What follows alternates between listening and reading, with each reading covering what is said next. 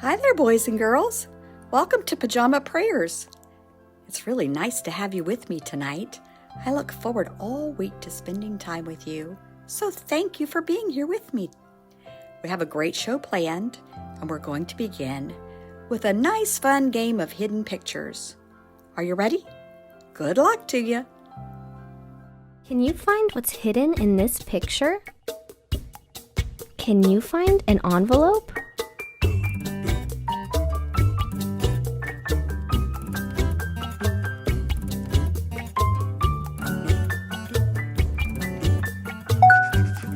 Do you see a mouse?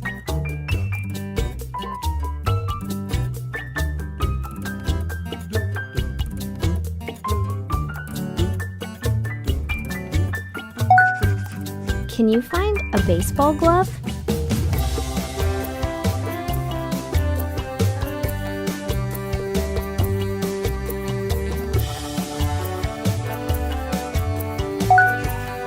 Can you find a kite?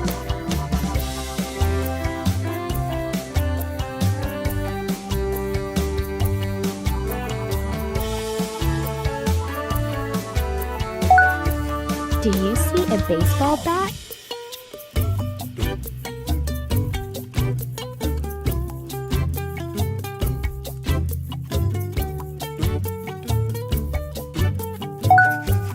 Can you find a book?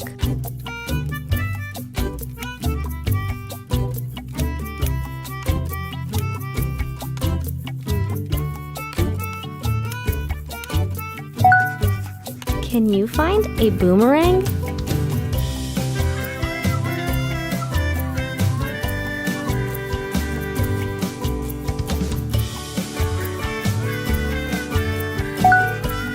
Can you find the button?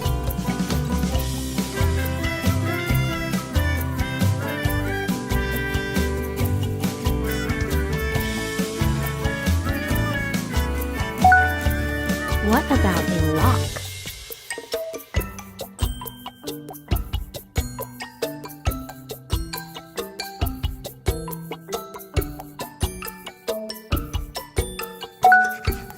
Can you find the flying saucer?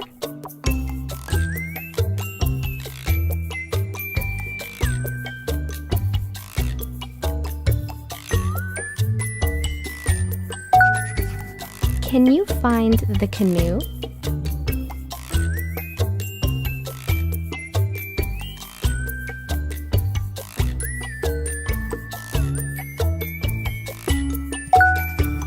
Can you find a party hat?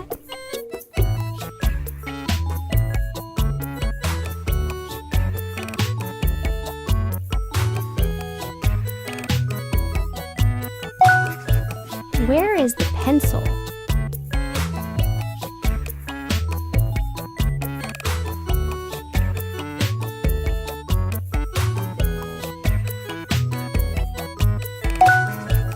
Where is the fish?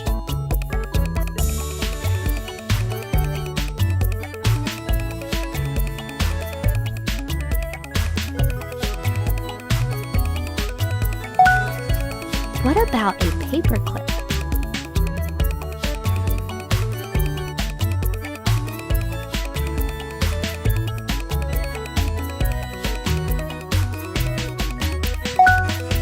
Can you find a sailboat?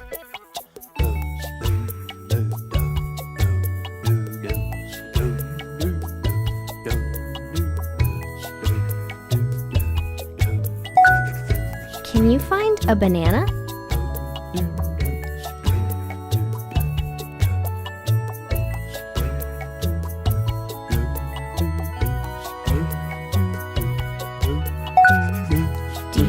a bell?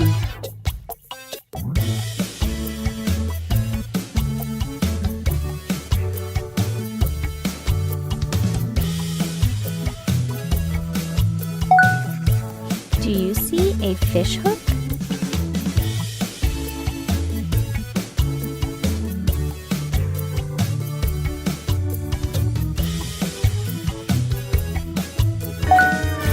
Can you find a spoon?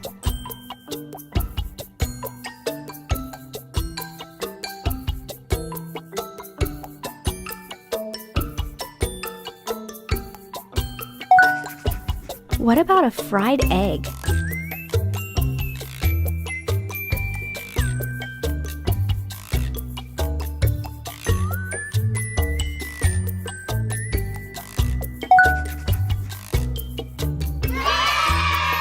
Great job!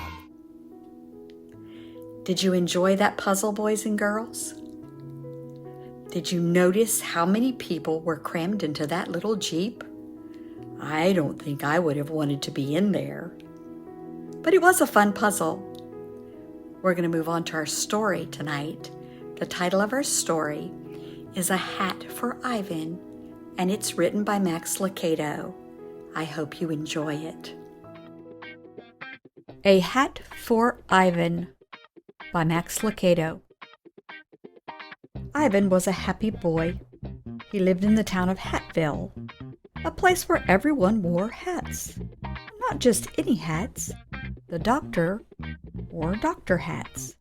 The cook wore cooking hats. The farmers wore farming hats. Everyone wore hats, and Ivan's father was the hat maker, a very good hat maker. Ivan loved to watch him work. Why, people would come to his shop to order a hat, and Ivan's father would ask, "What do you really love to do?" "Oh, I love to fish," said one man. "Do you fish well?" "That I do." "Then you need a fishing hat." And so Ivan's father would make it, complete with a pocket for the hooks and the small bucket for the bait. He made everyone a hat, and since everyone wore a hat, everyone knew what everyone else loved to do and did well. Want some flowers? Talk to the lady with the roses on her head. Need directions? Well, ask the man with a hat made from a map. Wondering how to fix a fence? Look for the fellow who wears a hat shaped like a hammer. Everyone wore hats, and Ivan's dad made hats. Could anything be better than that? One thing could. Getting your own hat. And Ivan was about to receive his. At the age of 10, each boy and girl celebrated Hat Day. Ivan was 9 going on 10, and he could hardly wait to get his hat. What will mine look like, he wondered. Would it be made of felt, like the clerk's? Bright blue, like the policeman's? Maybe covered with cloth, like the dressmaker's? He didn't know, but he would soon find out. All Ivan could think about was his new hat. All he could talk about was his new hat. He told everyone he saw, "My hat day is coming." The people in Hatville were excited for Ivan. Some people had their own ideas about what kind of hat he should wear. Well, Felix the baker did. Ivan passed Felix Bakery every morning on the way to school, and every morning Ivan stopped in the doorway and smelled the baking bread. He couldn't always see Felix. Well, Felix was short and round like his cookies he baked. But he could always see Felix's bobbing hat. It was tall and white like a wedding cake he made. One day when Ivan stopped by for a sniff, Felix was waiting for him. "I hear you're about to get your hat." He smiled at the young boy. "I am," Ivan replied with pride. "Well, I have a surprise for you. Come in." And with that, the baker stepped back into the shop, and Ivan followed. What could the surprise be? A donut? Some cookie dough? No, Felix didn't give Ivan something to eat. He gave him something to wear. "I have a hat for you," announced the baker. Ivan was surprised, not disappointed, not happy, just surprised. He thought that his hat would come from his father, the hat maker. But then again, maybe he was wrong. Besides, Ivan didn't want to hurt his friend's feelings.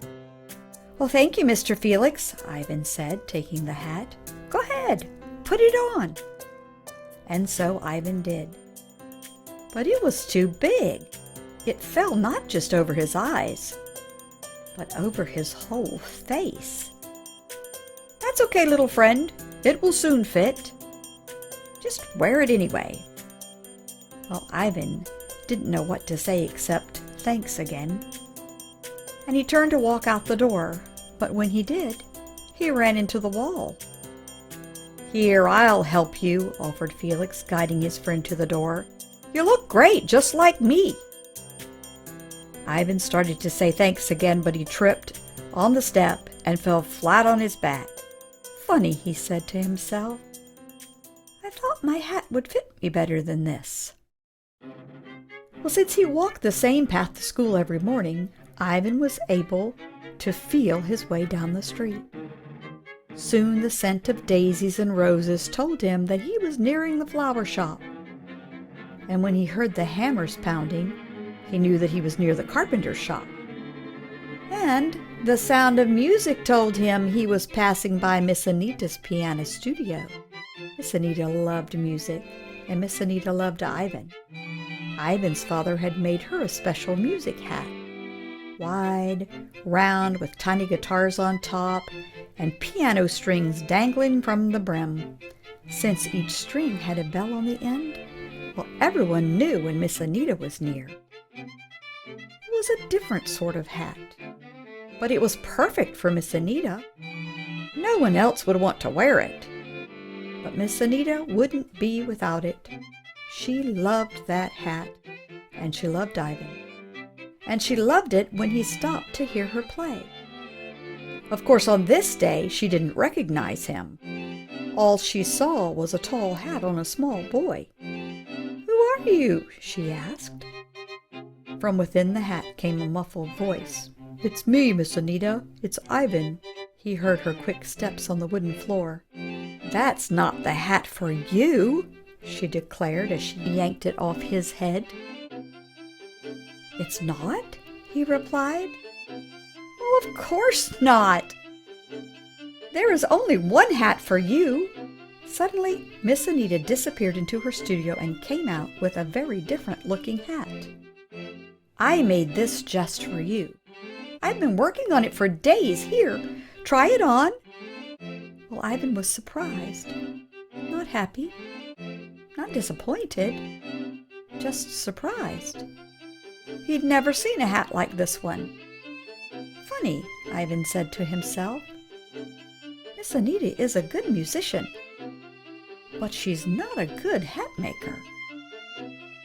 A piccolo dangled from the side, and sheet music was glued to the top.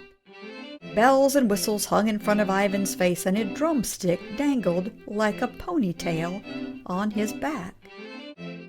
"Oh, it looks perfect," Miss Anita declared. "This hat was made for you." Ivan smiled.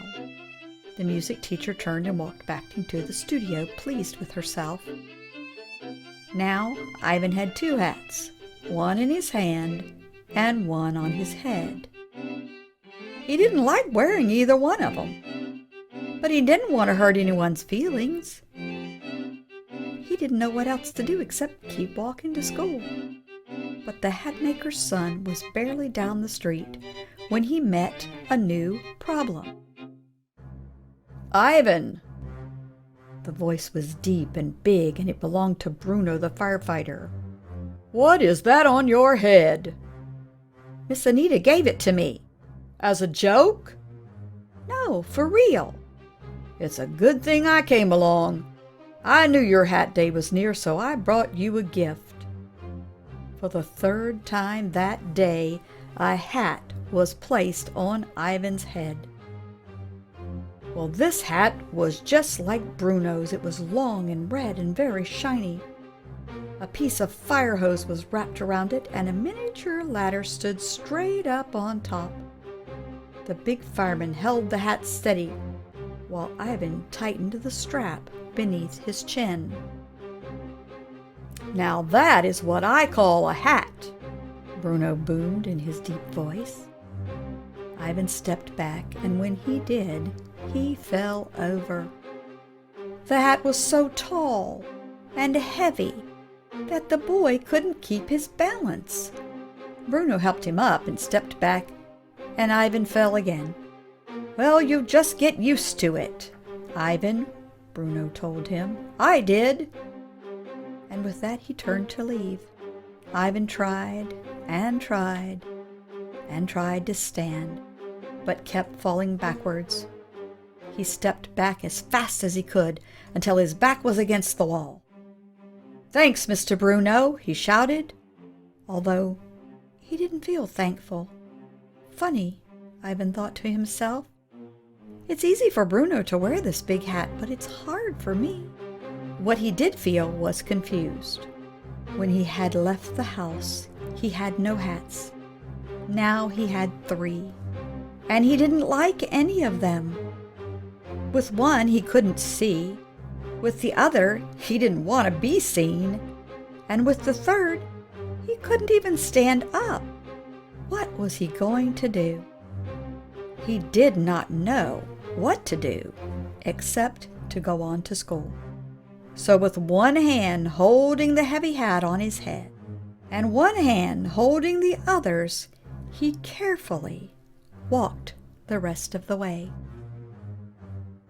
Things didn't get any better at school. In fact, they got worse. His hats interrupted the class. If he wore the baker's hat, everyone chuckled. If he wore the musical hat, well, he made too much noise.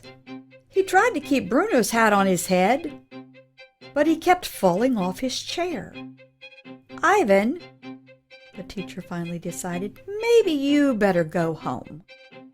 Ivan was sad, but he knew she was right. He still didn't know what to do. He had too many hats. And on the way home, he was given many more. The farmer gave him a straw hat with a bandana to keep the sun off. The beekeeper gave him a netted one to keep the bees out. The woodsman gave him a wool cap to keep his ears warm. A clown gave him a cone hat with many colors, and the bookshop owner gave him a hat shaped like a dictionary. Ivan soon had so many hats that he could barely carry them all. He would drop one, and when he bent over to pick it up, he would drop another. He finally had them balanced well, and all of a sudden he saw Felix the baker. "Oh no," he thought, "I'm wearing the farmer's hat." So he dropped them all and just barely got the baker's hat on his head and over his eyes when Felix saw him. "Looks great, Ivan," shouted Felix. Ivan sounded tired. "Thanks." Balancing the hats was hard enough, but now Ivan's eyes were covered as he walked. He couldn't see where he was going. He had stopped to rest when he heard the tinkling of tiny bells. It was Miss Anita. Ivan pulled off the baker's hat and threw on the musical hat just in time. "Oh, you look wonderful!" Miss Anita exclaimed as she passed. Ivan had started picking up the rest of the hats when he heard a deep voice of Bruno. "Ivan, is that you?" Well, as quickly as he could, Ivan replaced the musical hat with the firefighter's hat. "It's me," he said, straightening, then falling back and back and back again until he landed on his bottom. Bruno didn't see Ivan fall. He was already turning the corner. "Looks terrific, my friend," Bruno called over his shoulder. "Thanks," Ivan mumbled to no one but himself. He was so tired, he didn't even try to get up. He just sat there, surrounded by hats. "Looks like you've had quite a day." Ivan couldn't remember when a voice ever sounded so good. "Father," he shouted, jumping up, "you wouldn't believe what happened today. Everybody gave me a hat and—" "None of them fit?" Ivan's father spoke up. "That's right," said the boy. "And they made you tired?" Ivan nodded. "But you didn't want to hurt anyone's feelings?" Ivan shook his head. His father put his arms around his son. "That's right," Ivan stopped. "How did you know?" "I'm the hat maker, Ivan. I have seen what happens when people wear hats that they weren't intended to wear. They feel silly, they fall down, and they get tired." Ivan's father got down on his knee and wiped a smudge of dirt off his son's cheek. "Listen, son, just because someone gives you a hat, that doesn't mean you're supposed to wear it. They mean well, but they don't know you. That's my job. I am the hat maker, and I'm your father. So, you'll make me a hat? A hat just for me?" "I will. All you have to do is ask." "Oh, please, Father," Ivan smiled. "I would like that very, very much." "Well, let's gather up these hats and go home then." As the hat maker and his child walked toward home, the father asked, "Tell me, Ivan, what do you really love to do?" The end.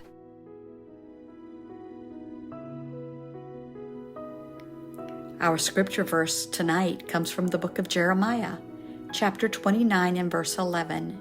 This is what it says: "I know the plans I have for you, saith the Lord."